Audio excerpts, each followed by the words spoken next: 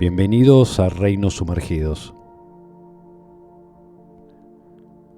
El nombre de Moloch, en hebreo Molech, aparece en varios pasajes del Antiguo Testamento como una divinidad abominable a la que los pueblos vecinos de Israel y en ocasiones los propios israelitas apóstatas habrían ofrecido sacrificios humanos, especialmente infantiles.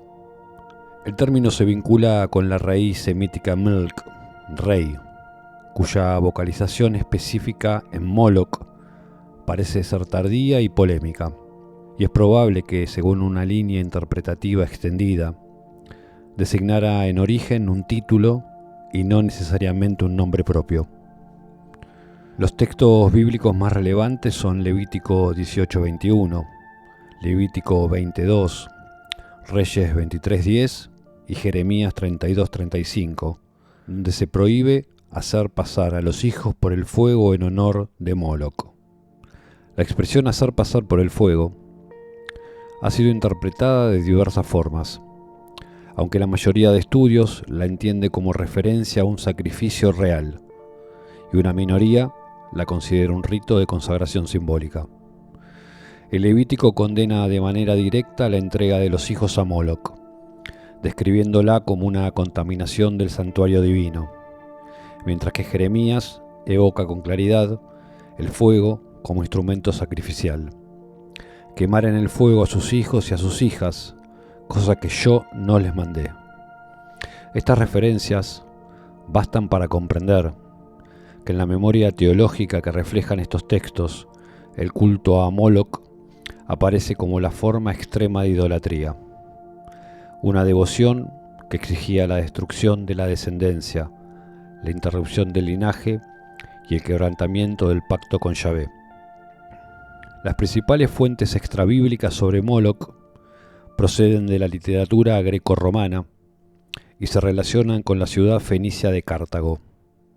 Allí, autores como Diodoro Sículo, Plutarco y Cleitarcho, este último citado por Porfirio, mencionan sacrificios de niños ofrecidos a Cronos, figura que los autores griegos asociaban con el Baal-Hamón púnico, identificado más tarde con el horizonte simbólico atribuido a Moloch.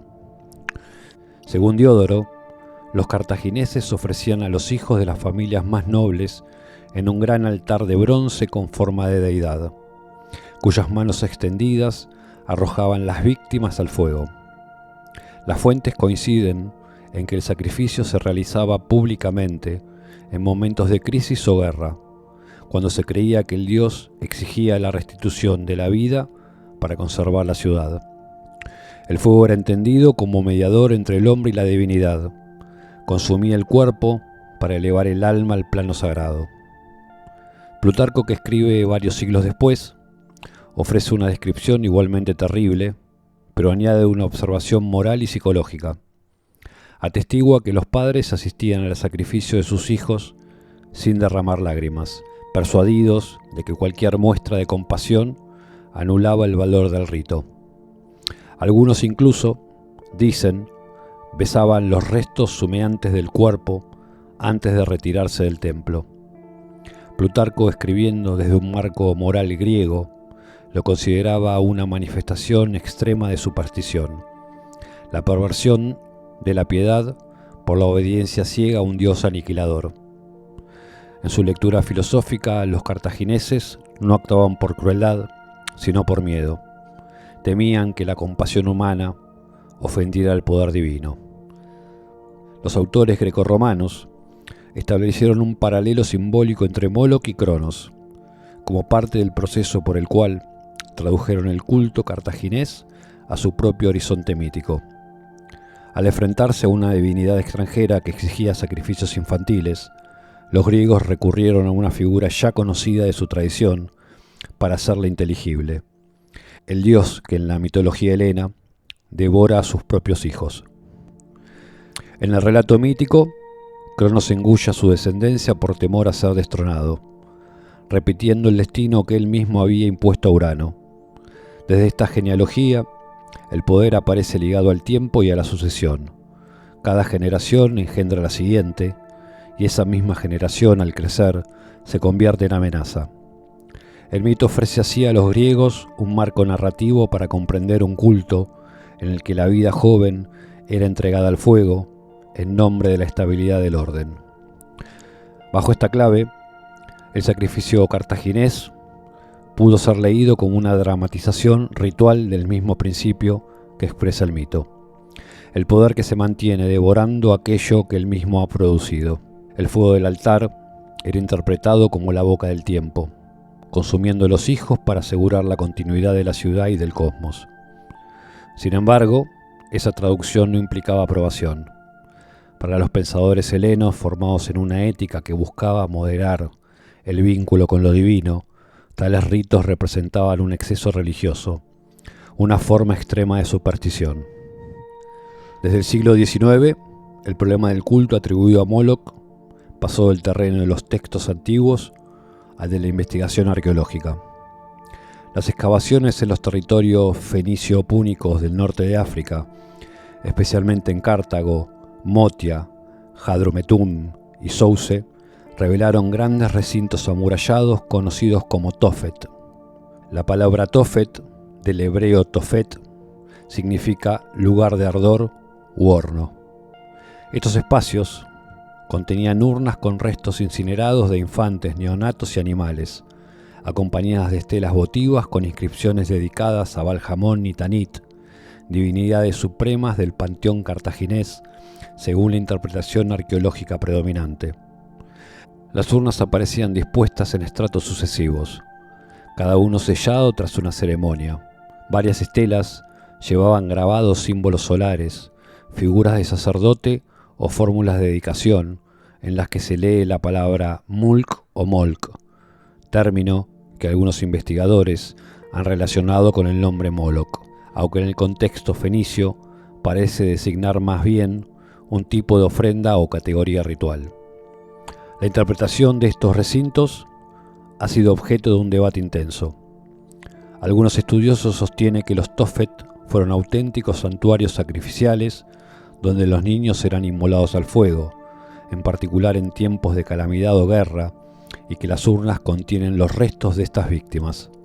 Otros, en cambio, proponen que se trataba de cementerios especiales para infantes muertos prematuramente, consagrados ritualmente a las divinidades tutelares, sin implicar un sacrificio activo.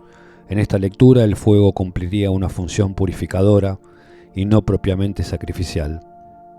A este problema se suma otro. A diferencia de otras divinidades semíticas, no se ha hallado en la antigüedad ninguna representación inequívoca de Moloch. Las inscripciones y relieves fenicio-púnicos conservados remiten más bien a Baal-Hamón, representado como un soberano sentado o como símbolo solar. No existen esculturas ni relieves antiguos que correspondan al ídolo ardiente descrito por los autores grecorromanos. La imagen más concreta del supuesto artefacto procede de comentarios rabínicos posteriores, en especial del Talmud, donde se describe a Moloch como una estatua hueca de bronce, con 7 compartimientos destinados a distintas ofrendas, desde harina y animales hasta el hijo primogénito, colocado en la cámara superior y entregado al fuego. Esta elaboración tardía influyó de manera decisiva en la imaginación religiosa posterior. Con el tiempo, la tradición cristiana y medieval fijó la iconografía canónica. Un cuerpo humano de bronce, con cabeza de toro coronado por llamas y brazos extendidos sobre un horno. Nacida de lecturas tardías y del temor a la idolatría, esta figura se convirtió en el emblema visual del dios devorador, aún sin apoyo directo en la evidencia arqueológica. Así, el recorrido histórico deja un cuadro complejo. Las fuentes bíblicas denuncian un culto abominable. Los autores grecorromanos lo traducen al lenguaje del mito de Cronos. La arqueología revela recintos de fuego y urnas votivas dedicadas a otras divinidades, y las tradiciones posteriores fijan una imagen poderosa que terminará imponiéndose en la memoria religiosa. Más que una figura única y claramente delimitada, Moloch aparece como un nombre en el que confluyen relatos, interpretaciones y construcciones sucesivas en torno a la relación entre sacrificio, fuego y vida humana. En numerosas tradiciones del Mediterráneo antiguo, el sacrificio dirigido a divinidades de carácter tónico o solar, dioses ligados a la fertilidad, al tiempo o a la realeza, exigía la ofrenda de aquello que se considera más valioso. En el horizonte atribuido a Moloch, esa ofrenda era el niño. El niño concentraba una significación precisa. Representaba la energía vital intacta, el aliento que aún no había sido desviado por el deseo, la ambición o el error. En las culturas semíticas y púnicas, esa pureza no remitía a un ideal sentimental, sino a una condición ontológica. El recién nacido era pensado, en la reconstrucción simbólica propuesta por los estudiosos, como un fragmento inmediato de la fuerza creadora que los padres habían recibido y que en determinadas circunstancias debían devolver. Algunas fuentes antiguas sugieren que el valor del sacrificio residía precisamente en esa inocencia. Los niños, al no haber cometido faltas, podían presentarse ante el Dios sin mancha. Esa lógica, presente también en otros ritos del cercano oriente, hacía del niño la ofrenda más eficaz para restablecer el equilibrio entre la comunidad y el poder divino. Porfirio, al citar a Cleitarcho, afirma que los cartagineses creían que el dios engullía a las víctimas y que su ira solo se aplacaba cuando se le ofrecía aquello que era más amado. El sacrificio infantil aparece como un intento extremo de obtener la benevolencia divina mediante el mayor dolor posible para el oferente. Cuanto más costosa la entrega, mayor la fuerza atribuida al rito. En ese sentido se entiende también la actitud reprimida de los padres durante el sacrificio. La lógica sacrificial exigía el dominio del vínculo afectivo, la renuncia a la ternura y el control del temblor humano ante la pérdida. A través de ese gesto, el hombre aprendía que la vida no le pertenecía. El poder divino podía reclamar en cualquier momento aquello que le había dado. Esa misma estructura reaparece bajo otra clave en el relato bíblico del sacrificio de Isaac. En el Génesis, Dios pide a Abraham a su hijo, símbolo de la continuidad del linaje, y solo en el último momento sustituye la víctima por un carnero. El mensaje teológico posterior afirma que Yahvé no quiere la muerte, sino la obediencia. Sin embargo, en una lectura simbólica comparada, el gesto inicial se inscribe en el mismo horizonte: ofrecer al Hijo al poder que ha dado la vida. Los estudios modernos sobre el rito púnico han propuesto que esa elección se vincula con la lógica del sacrificio fundacional. En épocas de crisis, derrotas militares, sequías o epidemias, la comunidad buscaba restaurar el orden mediante una entrega que restituyera el vínculo con la divinidad.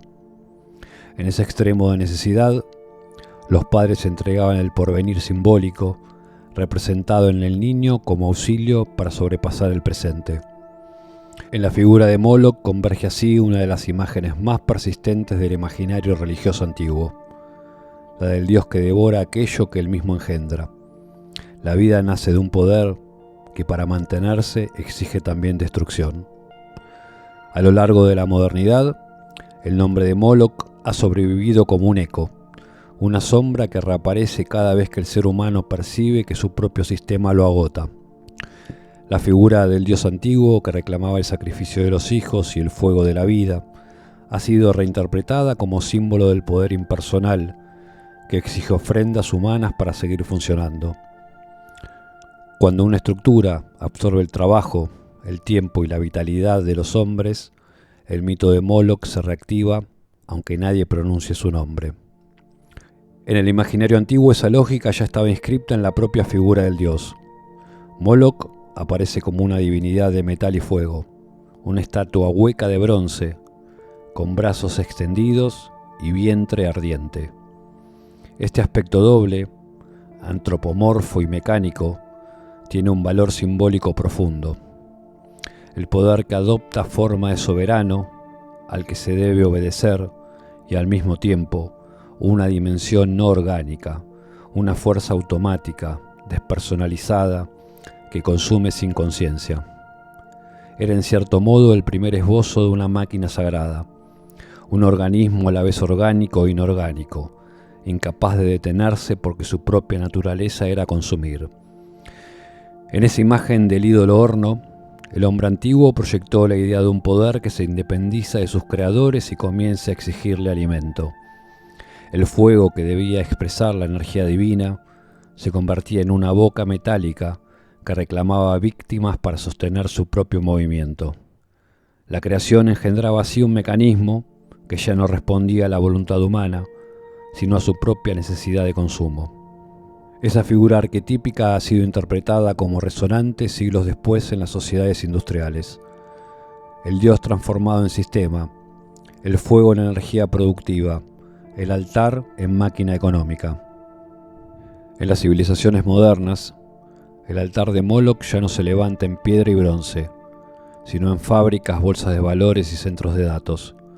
El mismo principio que los antiguos encarnaban en la estatua ardiente, un poder que solo se mantiene devorando vidas, se ha vuelto invisible, pero no ha desaparecido.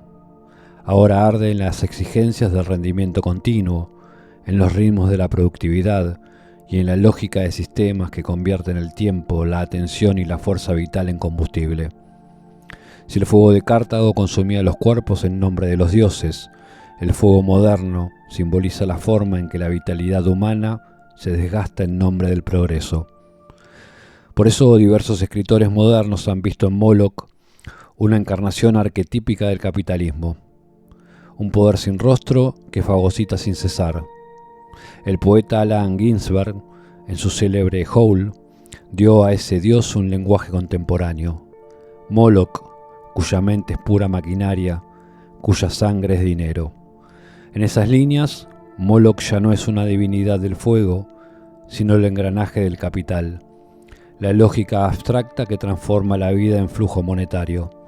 La mente maquínica nombra la razón instrumental que sustituye la conciencia por el cálculo, la sangre dinero, la vitalidad humana convertida en valor de cambio.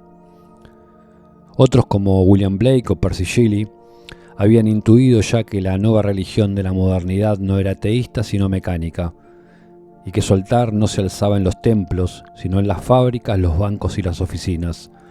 En esa línea Moloch aparece como símbolo del sistema que sobrevive apropiándose de la energía de sus creadores, el fuego que no se apaga porque siempre hay algo más que consumir: tiempo, deseo, juventud o futuro. Así el mito se prolonga bajo nuevas máscaras. Moloch persiste transformado, ya no como figura de culto, sino como estructura impersonal que organiza la vida y exige una adhesión cotidiana. El fuego antiguo se extinguió hace siglos, pero su forma permanece. Ya no resuenan los tambores del Tophet, ni el bronce del ídolo recibe a los hijos, y sin embargo algo de aquella llama sigue ardiendo bajo otras luces. Nada de esto ocurre ya en nombre de un dios, pero la estructura permanece. El poder continúa reclamando su tributo, y el hombre sigue buscando en cada entrega una forma de salvación. Llegamos al final. Les dejo esta frase de Mircea Eliade que capta el espíritu del episodio para que los acompañe hasta el próximo encuentro. Lo sagrado es a la vez fuente de vida y de destrucción.